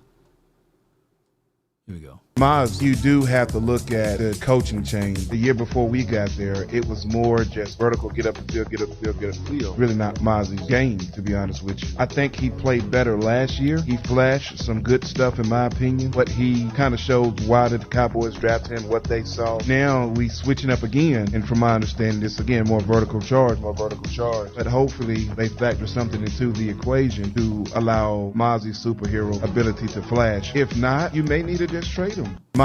All right, so, and that was Greg Ellis.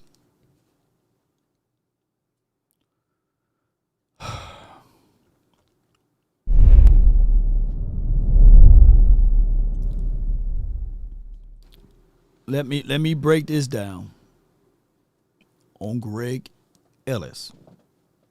He was a guy that we drafted. I forgot which year, but it was the year that Randy Moss, we picked up Greg Ellis instead. We tried to go the safe and secure route. And Greg Ellis, believe it or not, I think he's number 3 in Cowboys all-time sack charts or something like that. He had a real successful time with the Cowboys. It just overshadowed by Randy Moss, right? But when we drafted Greg Ellis, we also had Mike Zimmer on the roster, right? Since Greg Ellis retired, it was in 1998. Okay, good, 98. Shout out to Greg Ellis, 98. Year we could have had Randy Moss. Can you imagine? Ooh, y'all peeling back the wombs. But what I'm getting at is that Greg Ellis, once he retired, he had went into production of doing videos, movies, shooting premiere stuff all throughout Dallas. And then he coached on the side. And last year, there's no growth and comfort. I'm not beating up Greg Ellis. I think that he's a really good, talented person or individual. But he was our damn D-line coach. Come on with it. Like, this dude was damn near making movies. And now he's supposed to be our D-line coach, and he's supposed to be able to coach up this team to take us to the Super Bowl, right? I'm telling y'all that this team was not really focused on winning Super Bowl. Now, I get it. Most people will say, hey, man, it's X, Y, Z player for X, Y. Now we got Mozzie going into his 3rd season with another D-line coach. Now, this D-line coach, this is what he do. He ain't trying to make movies. Aaron Whitecotton, this is what he do. When they asked those guys in 300, when the Barbarians supposed to try to fight off the other people, I forgot the name of the people, the Persians, I believe. The Barbarians asked the Spartan warriors, hey, man, we finna go into war, but you only brought a handful of people. You only brought 300 folks, man. How are we going to beat the Persian armies? Their arrows will dark out the sky, and we won't even be able to see the sunlight. And you only bring 300 folks. And then the dude told the barbarian, hey, you over there with the battle axe, what's your profession? He's like, hey, man, I'm a blacksmith. And hey, you over there with the pickaxe over there with the missing tooth. Hey, what's your profession? Hey, man, I'm a carpenter. And then he turned around and asked his people, hey, Spartans, what is your profession?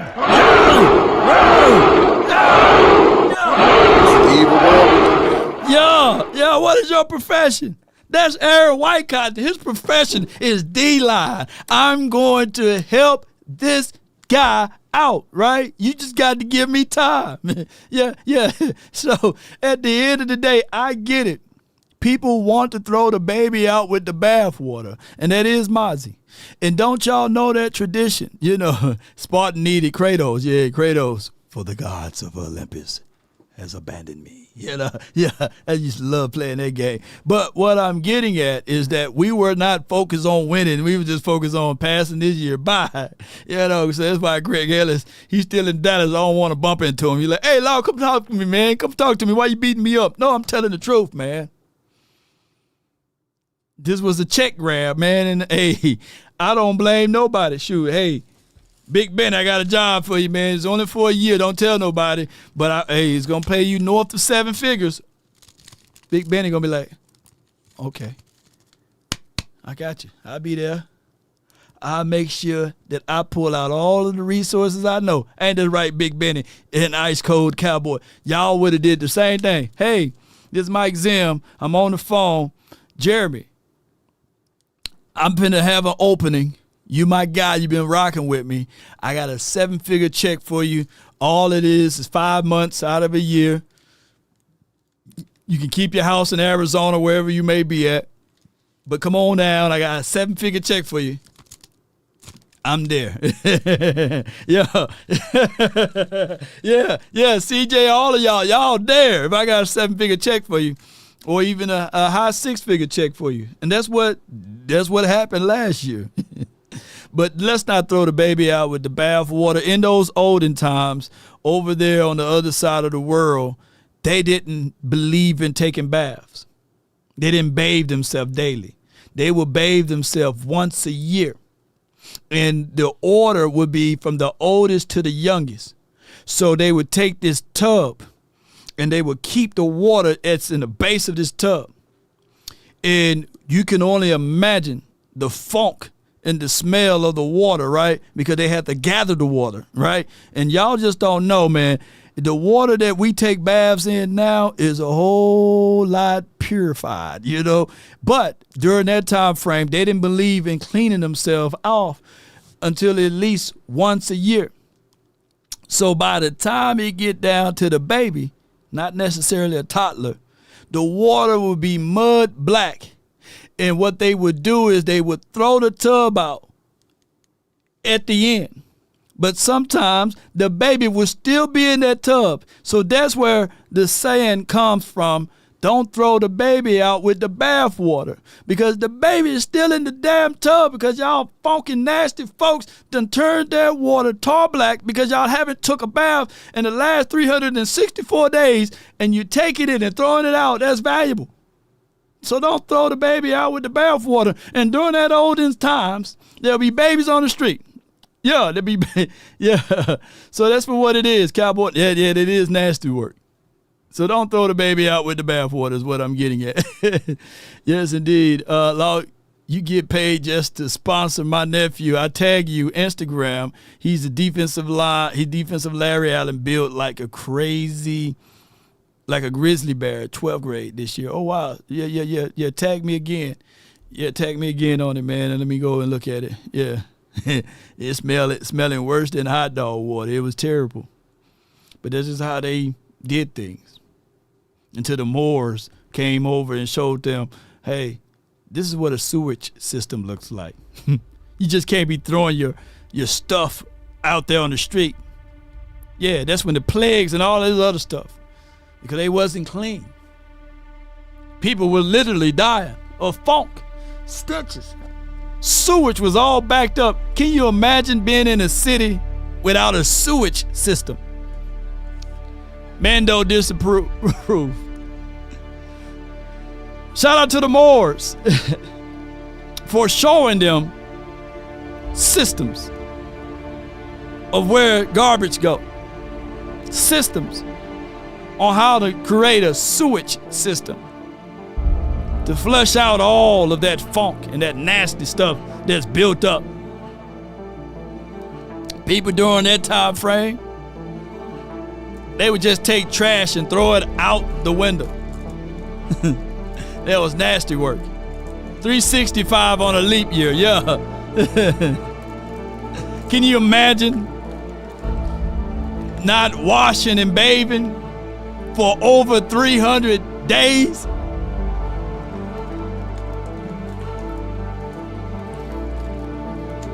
The sardine would jump back into the can, won't it?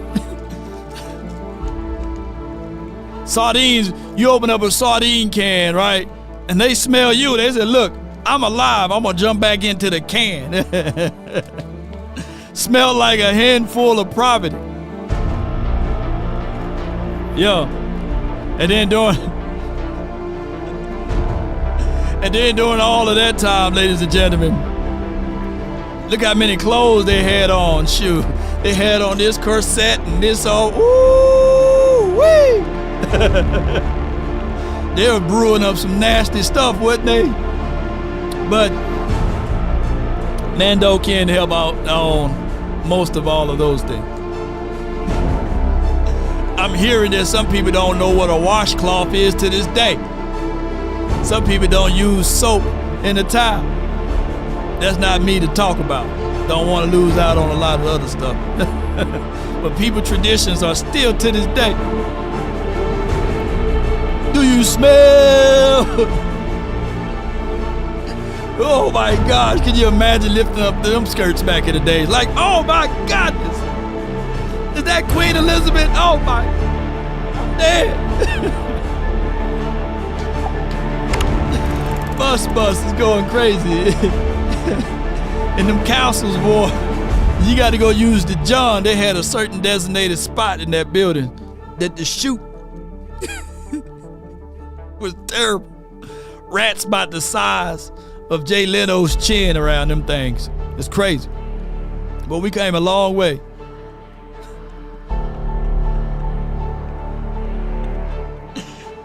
Oh my God. How you got your Tuesday draws on and today is Friday? Oh my gosh.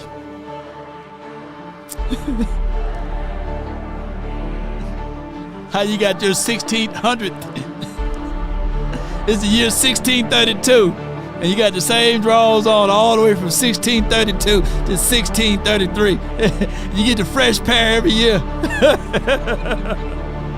Oh my gosh, boy, the funk is crazy.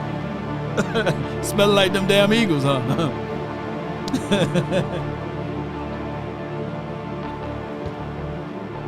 Oh my gosh, the Moors reshaped their European society and architect. Yeah, they did. Now watch, I'm gonna get a knock on the door from a Moor today. All you gonna see is eyes, cause they was out of the night that's covered me black as a pit from pole to pole. They're really dark. But no. What is a washcloth, man? Come on, man. Take some money out, all of it. Come on. Wasting my time now, come on. Well, you better go find out what a washcloth is. Let me rewind just a little bit. But regardless, I know this is a Cowboys-centric show. Watch more.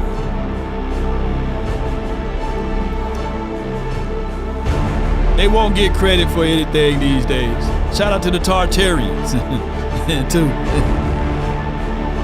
And all of the people that shaped this world.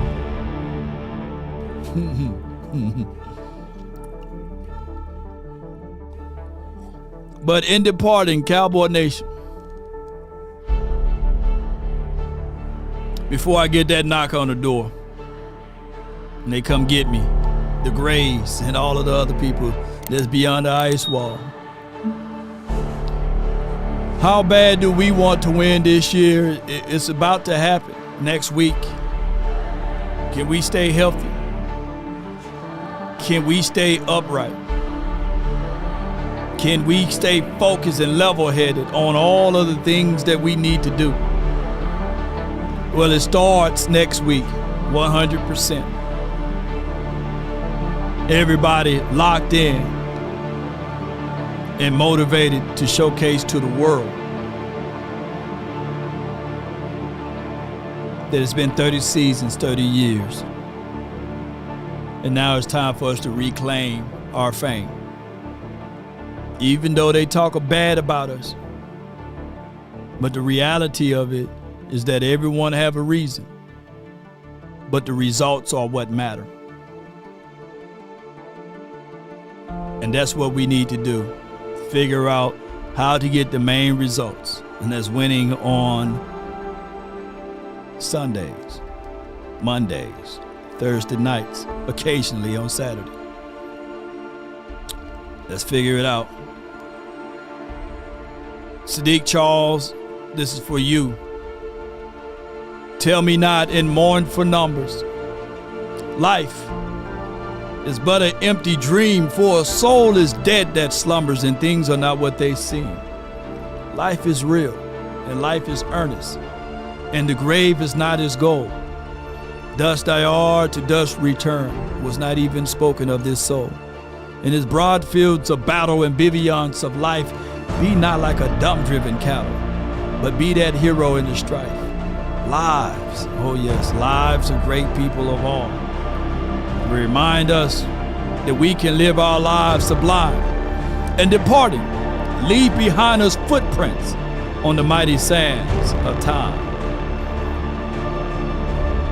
And when you look back at the times of those footprints, and you see that there's no longer two sets of footprints, and that's during your troubled times, your hard times, that means that the grand creator was carrying you through those hardships.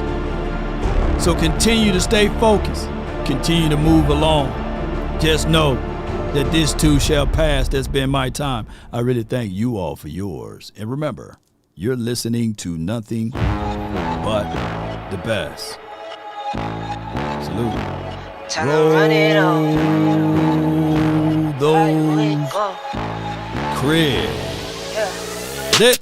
I wake up, thumb down now, check, no drip this, tell 'em run it up, no sleep, no rest, might crash, might wreck, but first I stretch, tell 'em run it up.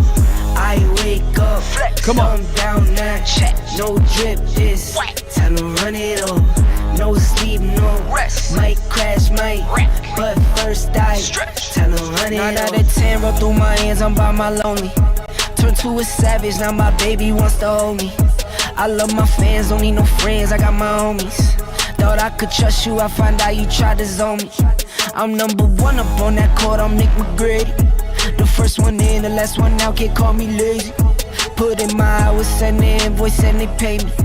I need 6 rings like MJ. Law Nation, let's get it, baby. I wake up, Law thumb down, Nation. no drip this, tell 'em run it up. Come on. No sleep, no rest, might crash, might wreck, but first I stretch, tell 'em run it up. I wake up, thumb down now, check, no drip this, tell 'em run it up. No sleep, no rest, might crash, might wreck, but first I stretch, tell 'em run it up. Y'all gon' make me take that trip way out to Europe. Come on, I'll take it to Dallas. Come through in a hurry. Come on. Those London boys don't come to play, you should get worried. One false move, find yourself, they getting buried. Come on. Dance with the devil, used to love playing those games. Made some bad decisions that brought my mama pain. I made a promise Not to her, mine, swear that I baby. would change. I'm on the come up, bet I live up to Shout my out name. to the Anunnakis. Come on. I wake up, Law thumb down now, Nation. no drip this, tell 'em run it up. No sleep, no rest, might crash, might wreck, but first I stretch, tell 'em run it up. I wake up, thumb down now, check, no drip this, tell 'em run it up. No sleep, no rest, might crash, might wreck, but first I stretch, tell 'em run it up. As we slow it down, be sure on your way out, sharing is caring, the longest outro in the land. Be sure to hit that like, share this content, let that friend, that neighbor know where to go when it's time to tune in to Cowboys Sports Talk and beyond. Shout out to you, Dante Costa. Appreciate you for your support and anyone who wanted to support. The Sumerians, baby. Shout out to them too. Come on. Turtle Island, baby, where you at?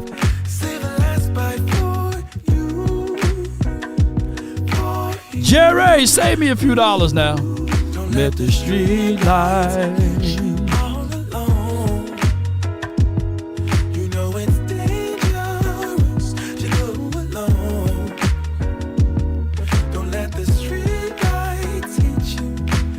I be all I follow wherever you go, whatever you do. It's about to be that much. Now, Oxnard is a free trip. You just got to pay for parking. and VIP access, and food, room and board. Appreciate everybody, man, though. Thank y'all for y'all support.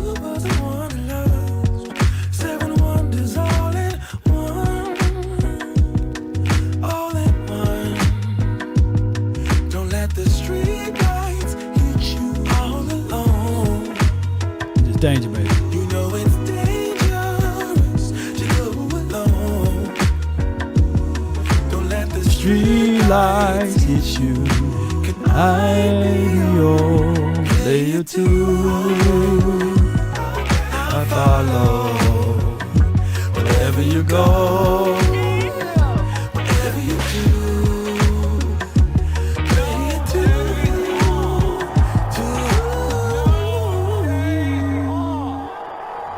If a paper crane can fly, then forever doesn't feel that far. So far, if a paper crane can fly, then forever doesn't feel that far. So far, if a paper crane can fly, fly on, fly on, fly on. Cannot say what's wrong or right. It's not hard to fool me. 'Cause I'm addicted to the good life. Yeah, either way, I follow. No need to say where we are heading now, babe. I follow to the edge of it all. To the edge of it all. So tell your good lies, 'cause I'll buy no matter what. Yeah, susceptible now before the moment flies. Ooh, so tell your good lies, 'cause I'll buy no matter what. Ooh, susceptible now before the moment flies. 4 strong reasons to subscribe to Law Nation Sports and show your support. 1. Unmatched Cowboys coverage. Law Nation Sports delivers in-depth analysis, live reactions, film breakdowns, and real-time updates on all things Dallas Cowboys, like no one else in the game. 2. Daily content that hits different. From motivational clips to expert football insights, you get daily uploads that inform, entertain, and inspire. There's something for every true fan. 3. Powered by the people, for the people Law Nation. Sports is independently built, fueled by the fans, and unapologetically authentic. Your support keeps the movement going strong. Susceptible now before the moment flies. Before it flies. So tell your good lies, 'cause I'll buy no matter what.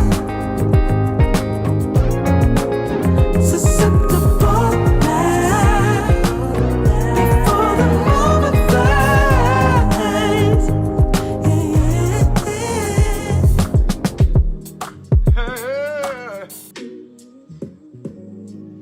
Ain't nobody And they understand the cost that is involved. asking me, are you still There's 1,000 of you. I said close them doors. Ushers, close the doors. Close the doors. Close the doors. We all gonna leave together. There's 1,000 of you tonight, and those that are watching, it's 1,000 that's watching online. This is a small seed. If I get 1,000 online to give this, I'm challenging each of you all down here to give a $20 seed. But I need everyone standing up here with us, with me, to plant a seed of $100. Because again, it costs to sit up here. I got you. And this is what I need you to do. If you're giving electronically or even giving tangibly, bring them baskets. I want the baskets up here. I want to see the folk. Y'all start moving. Y'all can bring it right now. Come. Even if you're giving tangibly, just put your hand on the, take your phone and stick it on the bucket. Shh. Giving is worship. Giving is worship. Giving is worship. Giving is worship. This ain't the time to talk. All I ask. 1,000 people need to give $20. Lay your head on that pillow. 1,000 people need to give $20. I gave you 1,000 people online. I gave you everything. Need to give $20. This is easy, saints. This is an easy miracle. We should be able to raise $40,000 tonight just for y'all giving. That's it. Greetings, Your Highness.